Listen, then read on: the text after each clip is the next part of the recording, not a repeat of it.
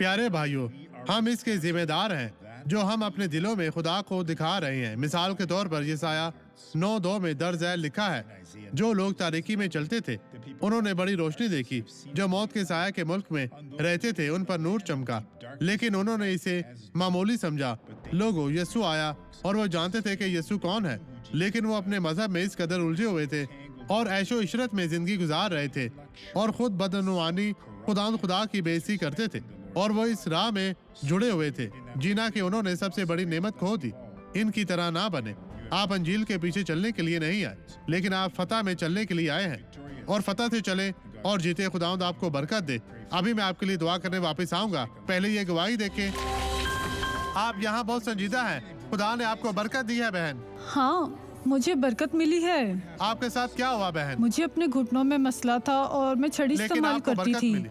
वरना मेरी टांग एक तरफ मुड़ जाती थी। आप जानते हैं? हाँ, जी हाँ, ठीक है। जी खुदा ने हाँ, आपको मैं बरकत अब दी। बरकत पा चुकी हूँ। ठीक है, अब आमतौर पर चले, अपने कंधों पर छड़ी रखे, अभी चलती जाए हाल की तरफ चले चले बगैर किसी खौफ के। दुश्मन को आपने शिकस्त दी है, तेज तेज चलती हुई आगे बढ़े। चले चले, टांगों को फैलाते जाए, हरकत देते जाए। चले बहन चले, थोड़ा और। खुदा आपके साथ है।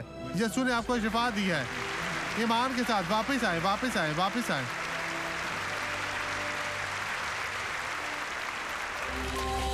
अब मैं आपके लिए दुआ करना चाहूंगा। बाप, ये कितना अफसोसनाक है कि बहुत से लोग आज तेरी हजूरी में आते हैं लेकिन तुझसे दूर हैं। खुदावंद तू इन तमाम लोगों को बरकत दे।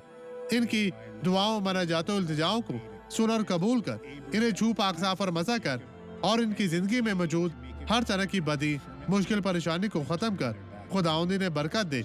मैं तेरी मिन्नत करता हूँ, जलाल के बादशाह, रहम कर। यीशु मसीह नासरी के नाम में ये और इनका घराना बरकत पाए। खुदावंद इनको बरकत दे। यीशु के नाम में हर तरह की बदी से आजाद कर।